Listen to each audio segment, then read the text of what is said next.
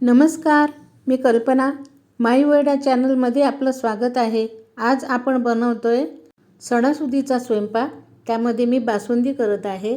तर त्यासाठी मी 2 लिटर गाईचं दूध आणलं आहे, ते ठेवलं आहे आटायला. आणि तोपर्यंत आपण इकडे बाकी तयारी करूया. बदाम आणि काजू भिजत घातले आहे. भज्यासाठी मुगाची डाळ भिजत घालते आहे. मुगाच्या डाळीची भजी करायची आहेत. मुगाची डाळ गरम पाण्यात भिजत घातली आहे, म्हणजे लवकर भिजेल. तोपर्यंत इकडे आपलं दूध आटत आहे आणि काजू बदाम भिजले ते आता मिक्सरमधून काढून घेते.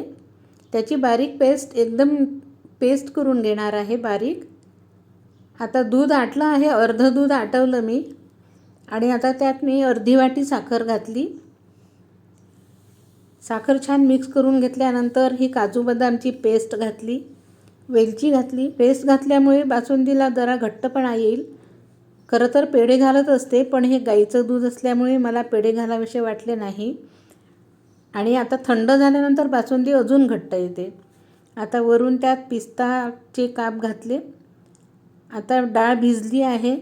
डाळ मिक्सरमधून काढून त्यात लसूण, आलं, हिरवी मिरची, मीठ हे सगळं मिक्स करून भजी करून घेत आहे. ओवा घातला, थोडं तांदळाचं पीठ घालते, 2 चमचे पीठ घातलं तांदळाचं आणि गरम तेल घातलं.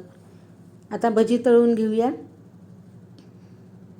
गरम गरम भजी आणि पुऱ्या असा स्वयंपाक आहे आज. बासुंदी, पुरी, भजी, भात, पापड.